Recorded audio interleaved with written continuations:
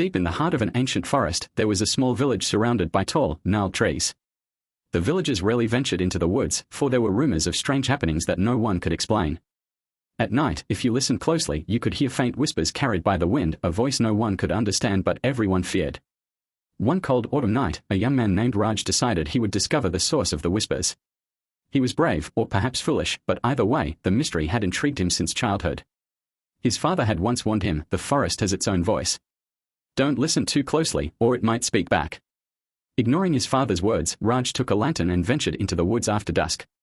As he walked, the trees seemed to close in around him, their branches twisting like skeletal hands. The wind picked up, and soon, the whispers began. At first, they were distant, like murmurs from faraway voices. But as Raj went deeper, they grew louder, clearer. It sounded like someone was calling his name in a voice just soft enough to unsettle him. Raj!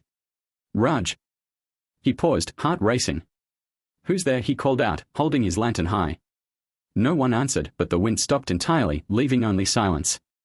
Raj shook his head, trying to dismiss his fear. It's just the wind, he muttered, though his voice trembled.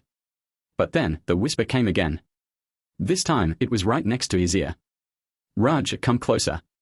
His body froze and his lantern flickered, casting long shadows that danced around him. He knew he should turn back, but something in the whisper tugged at him, urging him to move forward. Against his better judgment, Raj followed the voice deeper into the forest. The trees grew denser and the air turned colder. The path he'd been following seemed to vanish, and the ground beneath his feet became uneven and damp. Every step felt like he was being watched. Finally, Raj stumbled upon a small clearing. At its center stood an ancient stone well, covered in moss.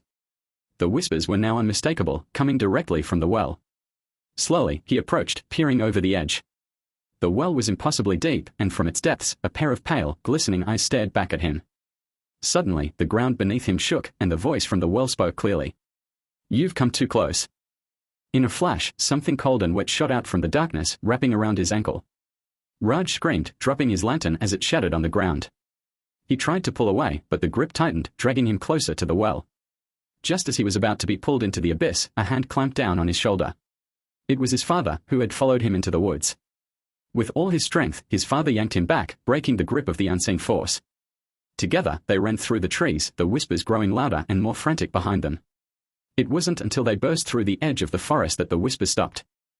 Out of breath and trembling, Raj looked back, but the forest had returned to its eerie silence. His father, panting heavily, spoke only once.